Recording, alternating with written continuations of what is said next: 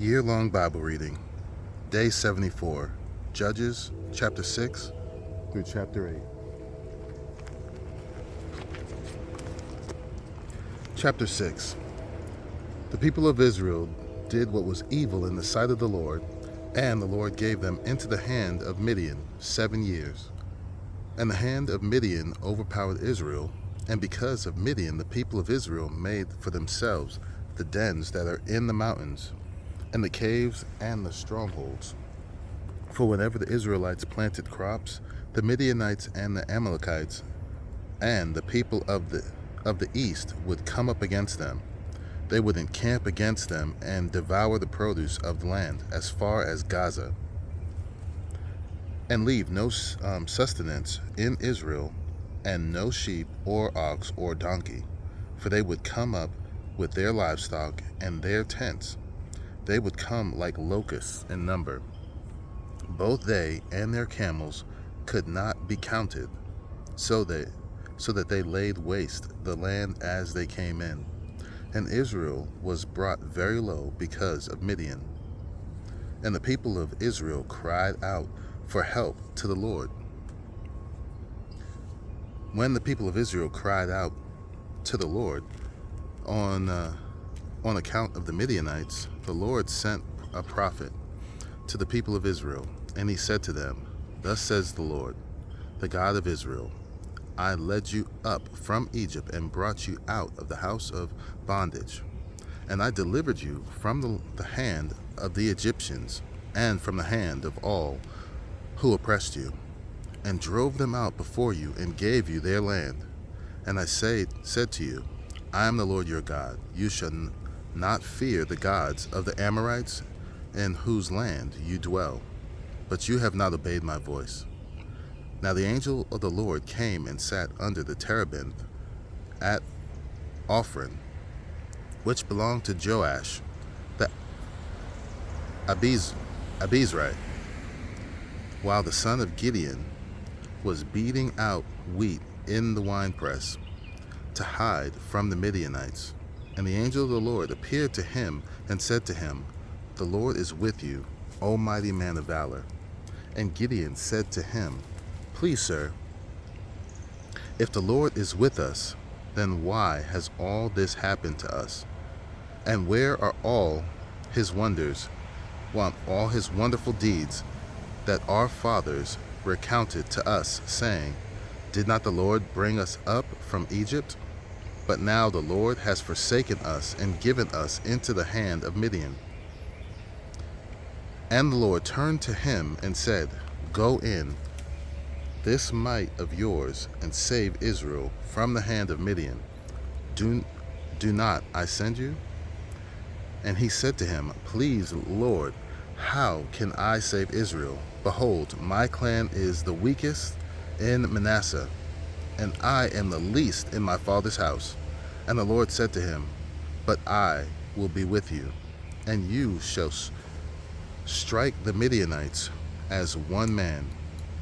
And he said to him, "If now I have found favor in your eyes, then show me a sign that it is you who speaks to me. People do not depart from here until I come to you and bring out my present and set it before you." And he said, "I will stay till you return." So Gideon went into his house and prepared a young goat and unleavened cakes from an ephah of flour. The meat he put in a basket, and the broth he put in a pot, and brought them to him under the terebinth and presented them. And the angel of God said to him, "Take the meat and the unleavened cakes and put them on this rock, and pour the broth over them." And he did so.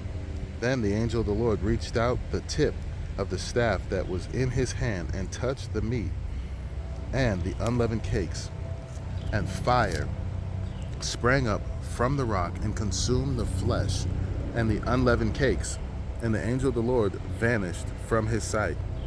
Then Gideon perceived that he was the angel of the Lord, And Gideon said, Alas, O Lord God, for now I have seen the angel of the Lord face to face.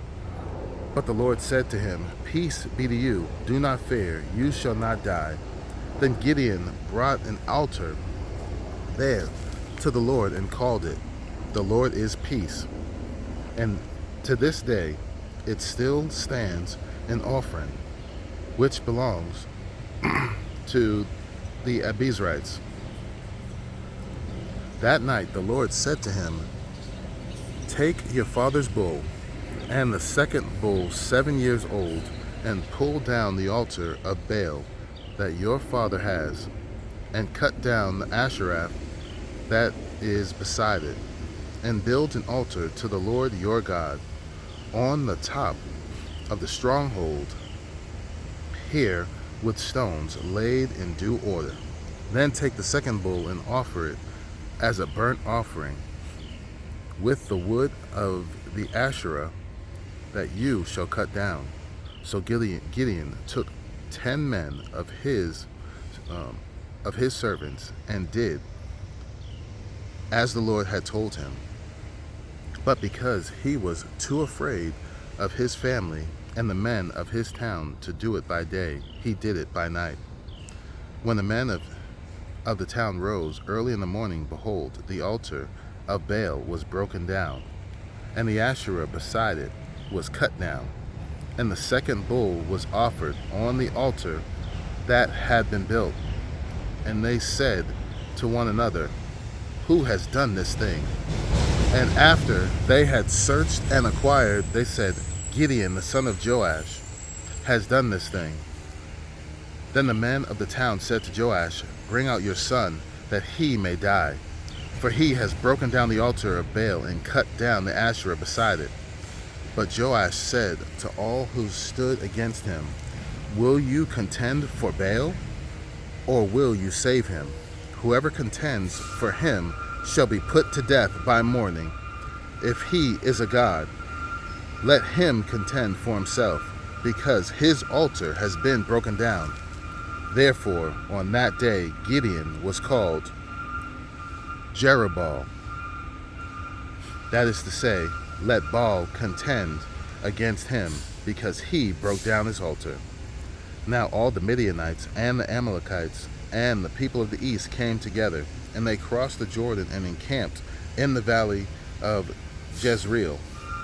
But the Spirit of the Lord clothed Gideon, and he sounded the trumpet, and the Abiezrites were called out to follow him, and he sent messengers through all Manasseh, and they too were called out to follow him, and he sent messengers to Asher, Zebulun, and Naphtali, and they went up to meet them.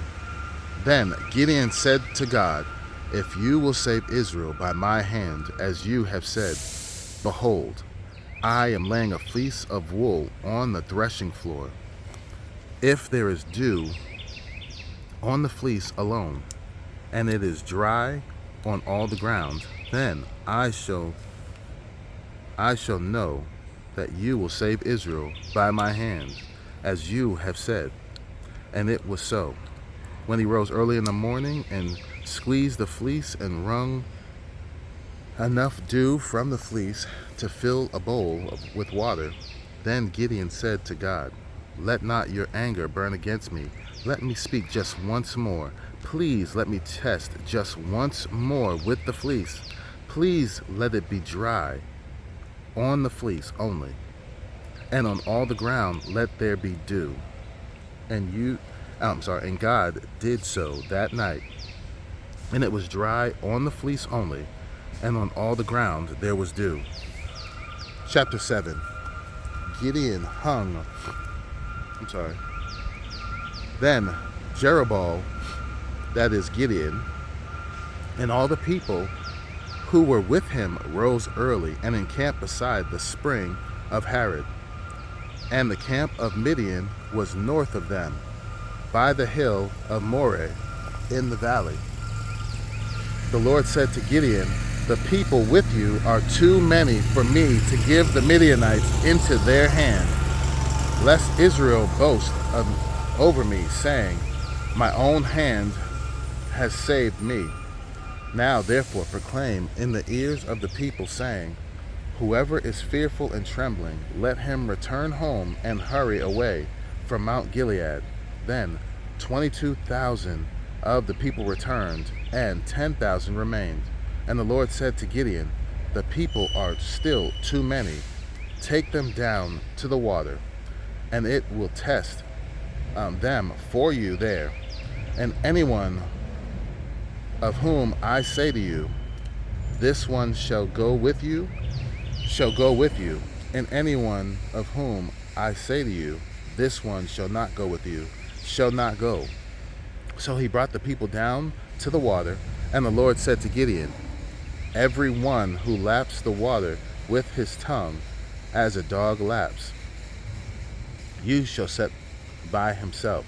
Likewise, everyone who kneels down to drink. And the number of those who lapped, putting their hands to their mouth, was 300 men. But all the rest of the people knelt down to drink water. And the Lord said to Gideon, with the 300 men who lapped, I will save you and give the Midianites into your hand. And let all the others go, every man to his home. So the people took provisions in their hands and their trumpets, and he sent all the rest of Israel, every man to his tent, but retained the 300 men. And the camp of Midian was below him in the valley. That same night the Lord said to him, arise, go down against the camp, for I have given it into your hand. But if you are afraid to go down to the camp with Purah, your servant, and you shall hear what they say. And afterward your hand shall be strengthened to go down against the camp. Then he went down to Purah, his servant, to the outposts of the armed men who were in the camp. And the Midianites and the Amalekites and all the people of the east lay along the valley like locusts in abundance, and their camels were without number, as the sand that is on the seashore in abundance. When Gideon came, behold, a man was telling a dream to his comrade, and he said, behold, I dreamed a dream, and behold, a cake of barley bread tumbled into the camp of Midian, and came to the tent and struck it, so that it fell, and turned it upside down, so that the tent lay flat. And his comrade answered, this is no other than the sword of Gideon, the son of Joash, a man of Israel. God has given into his hand Midian and all the camp. As soon as Gideon heard the telling of the dream and its interpretation, he worshipped. And he returned to the camp of Israel and said, arise, for the Lord has given the host of Midian into your hand. And he divided the 300 men into 3 companies, and put trumpets into the hands of all of them, and empty jars with torches inside the jars. And he said to them, look at me, and do likewise. When I come to the outskirts of the camp, do as I do. When I blow the trumpet, I and all who are with me, then blow your trumpets also on every side of all the camp, and shout for the Lord and for Gideon. So Gideon and the 100 men who were with him came to the outskirts of the camp at the beginning of the middle watch, when they had just set the watch, and they blew the trumpets and smashed the jars that were in their hands. Then the 3 companies blew the trumpets and broke the jars. They held in their hands they held in their left hands the torches, and in the right hands the trumpets to blow. And they cried out, a sword for the Lord and for Gideon. Every man stood in his place around the camp, and all the army ran. They cried out and fled. When they blew the 300 trumpets, the Lord set every man's sword against his comrade and against all the army. And the army fled as far as Beth Shittah toward Zerara, as far as the border of Abel Abel-Meholah,